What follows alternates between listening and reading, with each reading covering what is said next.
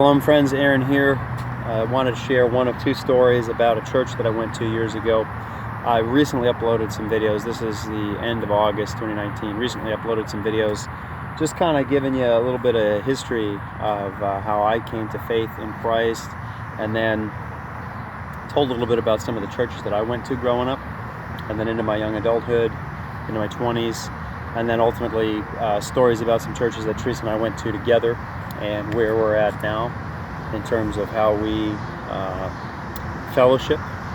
So, there was good and bad in those stories, and one of the stories that I talked about, one of the churches I talked about, was a church that I went to when I was in my late teens. And this was definitely a church where there was some teaching that I don't think is good biblical teaching. They talked quite a bit about prosperity in the sense of financial prosperity, and even beyond that. I mentioned, and this is just a fact, you can think it's no big deal or think it is a big deal, whatever you think about it, it's up to you. I had a pretty big issue with it, how the pastor talked about how he was so close with God that when he was driving to church all the lights turned green, and I remember thinking, well, I get red lights, so I don't know about that. And there was some other issues there that we saw, friends and I who were going there, and ultimately we didn't continue going there after about a year of attending very regularly. However, I also talked about how we're imperfect people and anybody around us is imperfect, and God still is meeting with people in imperfect places and speaking and teaching through imperfect people. Now we have to be really careful about what we take in. I heard somebody say once, I don't know if he was a radio preacher. I can't. Sometimes I just can't place where I heard things, but I maybe have heard it by a couple of people. I don't know, but it always stuck with me. I've kind of made it my own, and that's this idea that when we hear somebody talking, this was about preaching, about hearing somebody preach out of the Bible, but this applies in all sorts of things. People will not. If you're talking politics, they're not going to listen to something that's leaning to the left if they're a right leaner, or listen to something from the right if they're a left leaner. Now, I do think that that's all propaganda, but there are definitely things to be gleaned.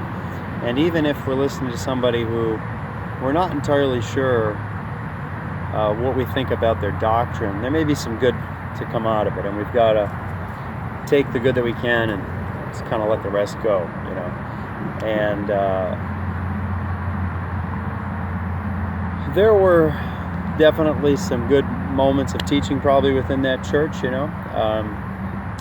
but a lot of really questionable things that were really basic doctrines. Anyhow, the second story, which I've already recorded and I'll post after I post this one, is about how God healed my heart of hatred. And that's, I think, a really awesome story. And this one is about it had something to do with a heart issue too, some kind of grumpiness and feeling in a foul mood about an injury. But ultimately, I'm telling the story because I literally received a miraculous healing at this church. So, I'm 17 years old, and I am playing basketball at a school not too far from where I live, still living with my parents at that time.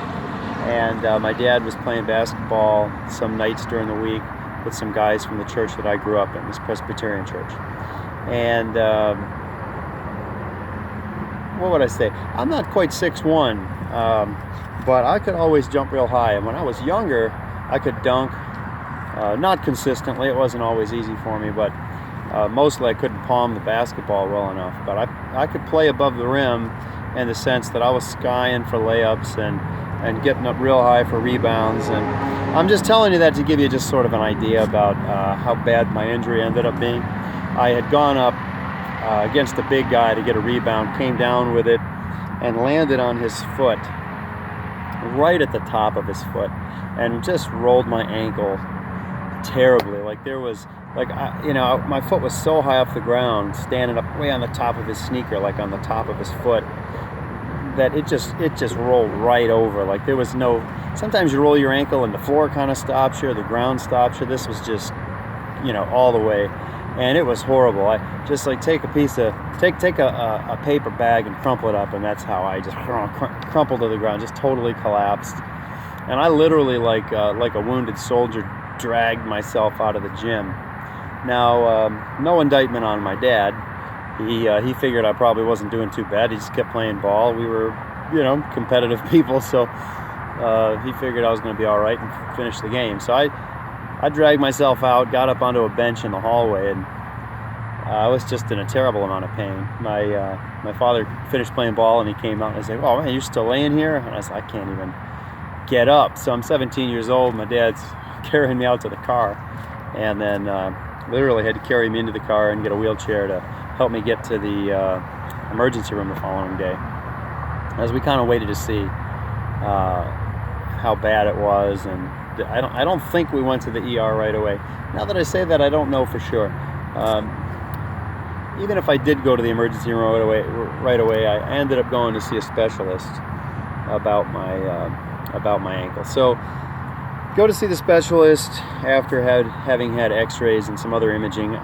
Frankly, I don't remember it all. I do know that I saw the images sometime later and got an idea just how bad it was. But at that time, I wasn't looking at them. Doctor told me basically, you did break your ankle, but it's not a break that requires surgery.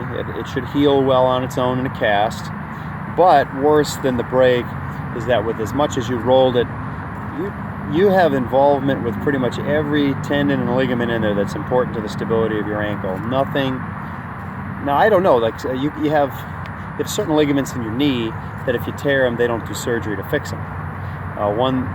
One they didn't do because it was too dangerous, one because it actually healed itself. There's a couple that they need to repair depending on how torn they are, what the percentage of tearing is. So I don't know all those details, but I do know that, basically I didn't need any surgery to fix it, but I had tearing in every ligament and tendon in there that really mattered.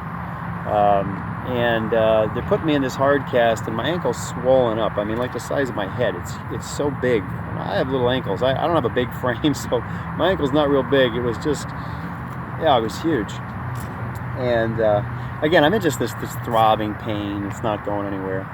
Now, I'm 17 years old. I was your classic teenage boy that really believed that he was, like a superhero. And heck, I'd jump off at a garage roof and figured, like, if I rolled the right way, I couldn't get hurt. I thought of myself more as a machine than a young man, to be honest with you. Testosterone. Anyway, so the doctor tells me he's going to put me in a cast and that I got to wear it for 3 months. So this is like the, middle to end of June. I'm out of school now. School's ended. I've done my final exams, and this is in New York. So, the summer's like from the end of June until the very beginning of September, and I think we're probably in July now. It's like the very beginning of July maybe is where we're at, or close. We're getting there. And 3 months, I'm counting that. I'm like, oh man, July, August, September, like that's my entire summer over if I'm going to be in a cast for 3 months. I said, whoa, I got to be in a cast for 3 months. I said, but after that, I'm going to be okay, right? You get the cast off and I'm going to be fine. And he laughed at me. And he said, oh no, son, after that, then you start your rehab. I don't remember what he told me, but I was probably too stunned. Whatever idea he gave me about how long the rehabilitation process might take, I was too stunned to even remember it or ask a question. Now I'm thinking like, man, I want to play football. End of August, we're going to be doing 2-a-days. I won't be able to do that. Football season starts, I won't be able to do that. I mean, am I even going to be running around by the time school starts, So I was devastated by that idea. My entire summer lost to a broken ankle, and possibly the beginning of our school year and football season. So I was miserable. I was so cranky. I was grumping and grouching at everybody. Probably, raising my voice sometimes. I was ugly. To my mother and my father and my brother. I was just in such a foul mood.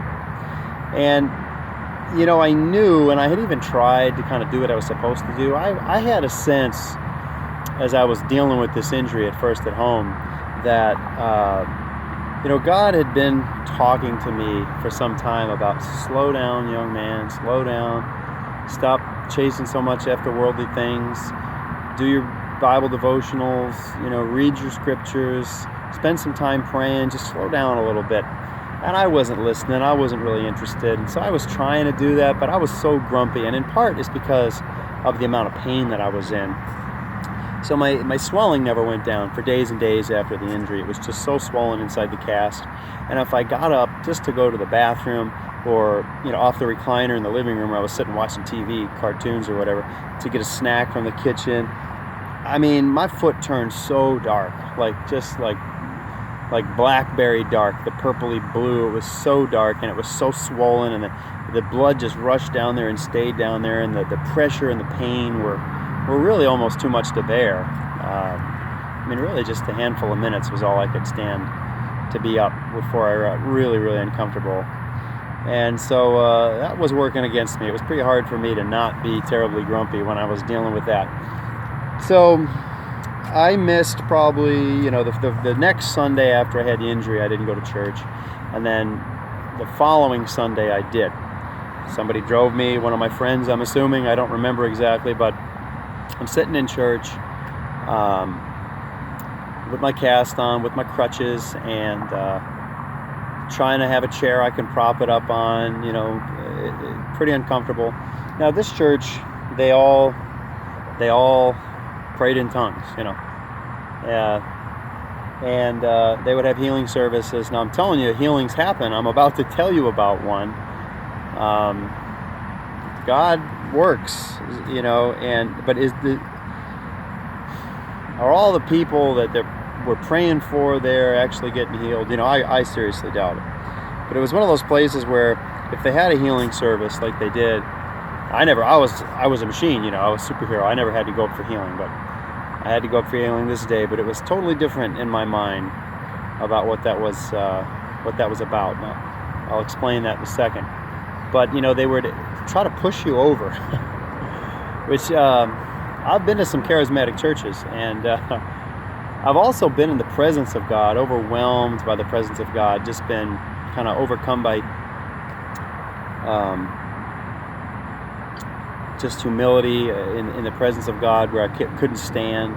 I've been praying and been on my face, feeling like I couldn't get up. Can people really be overwhelmed and overcome, and it's not just an emotional response and end up on the ground? Yeah, I think so. But when you're standing there and somebody comes and they're praying for you and they got the hand on your head and they're pushing on you, or on your chest and they're pushing on you, and the catcher, that's if you've never gone to a charismatic church, there's a person back there to catch you, when you fall down, because they're expecting that every time the pastor lays his hand on you, people are going to fall down or go flying or all kinds of crazy things they believe. And I've seen some stuff.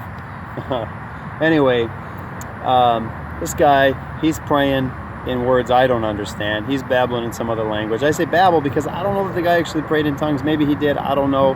Maybe I shouldn't be so critical, because I did receive a healing there. But when I think about the other teaching, I don't know. And I don't even know if it was the head pastor who was praying for me at this point. I think it was. But that dude is trying to push me down. And pun intended, he really thought I would be an easy pushover. I'd be a pushover. I'm standing there with one good leg. But I'm up there like, man, I'm not feeling this falling back thing. So I'm not pretending anything.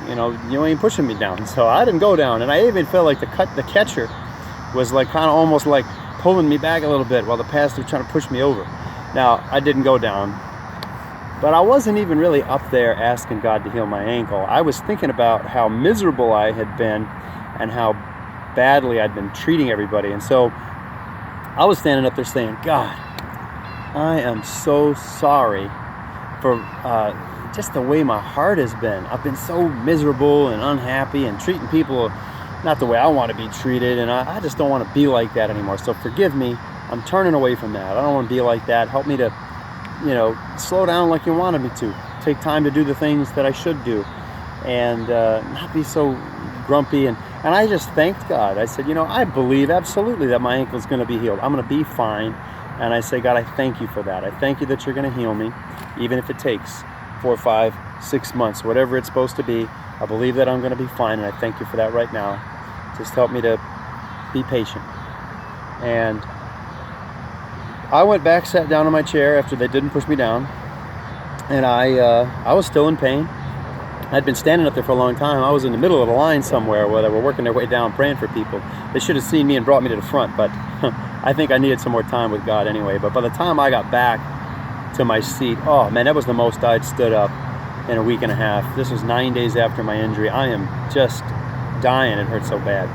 So when I got home, I don't remember what I did. It's a long time ago. I'm 42. That was 17. Probably just relaxed. It was a lot for me to be out.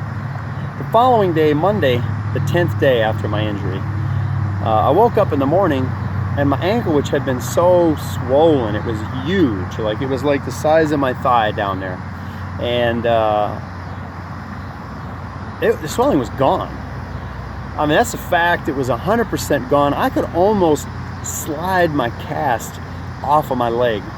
So I'm like, wow, this feels better. I'm trying to slide the cast off, and I'm realizing that it doesn't really hurt. And a little bit at a time, I start kind of getting up.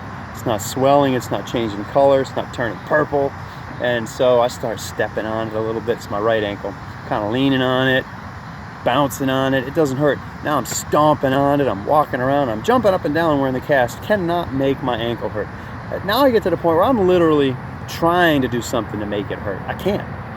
And it strikes me like, this thing's fine. I'm gonna cut this cast off. Now, my dad had had some injuries when he was growing up and as a young adult, and he oftentimes didn't let him heal. And so one of the things he told me all the time is, don't be foolish. If you hurt something, give it time to heal properly, or you're gonna regret it. So I knew my dad was gonna be mad at me if I'm thinking like, if I was healed, I should have said, Dad, I had a miracle. Now, I'm not thinking that way, and I'm gonna get to that in a second.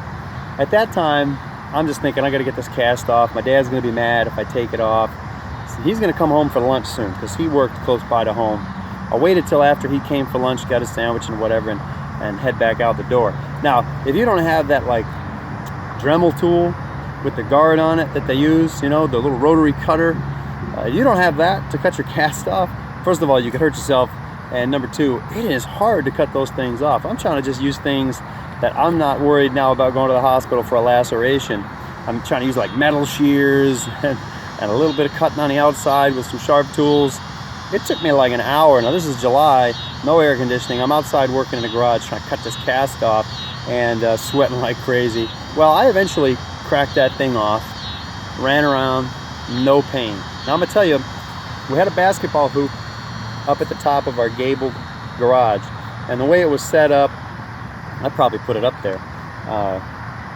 We had our own homemade backboard for a while. We probably this time had a good backboard, but all the supports and stuff I put up there.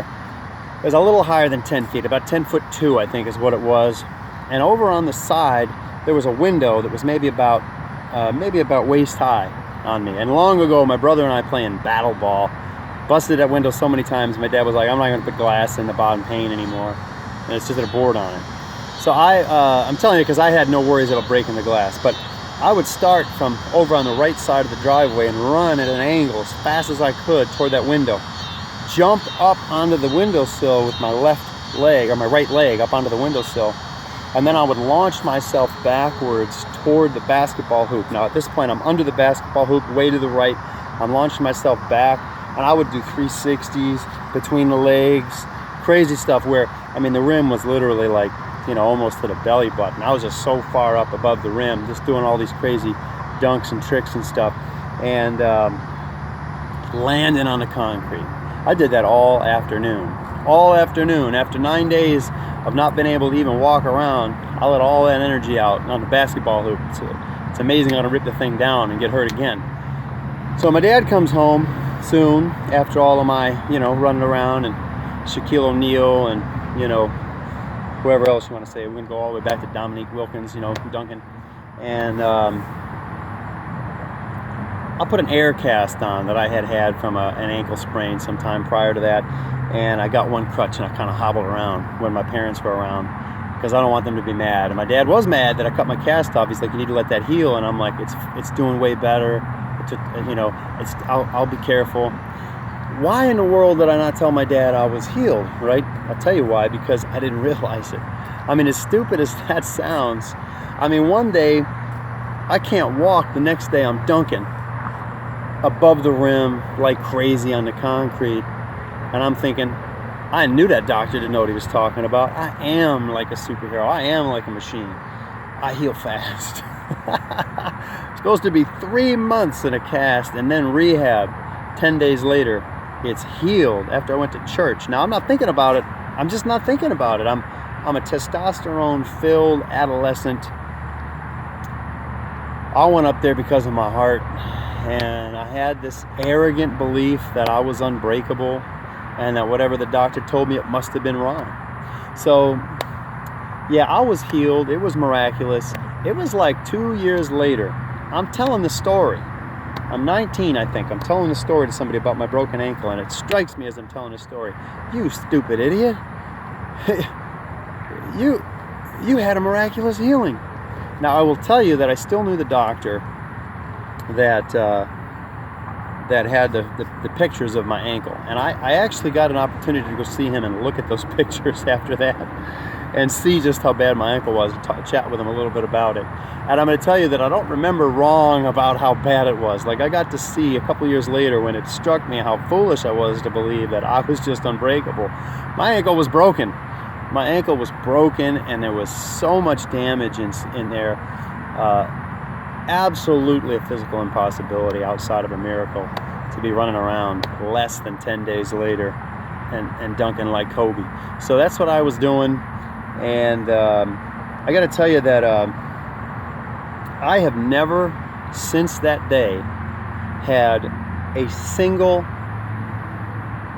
twinge of pain in my right ankle, and I'm not worried. I'm not jinxing myself. I've rolled my other ankle sometimes, and I've had some pain there. I've never rolled my right ankle, and I do believe that if I ever go skydiving someday, I haven't done it yet,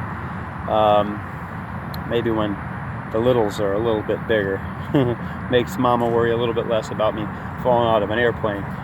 But if I jump out of an airplane someday and my parachute doesn't open and I bounce off the ground and break most of the bones in my body, I am absolutely certain that my ankle will stay sound. That thing is something that God healed, and He healed it permanently.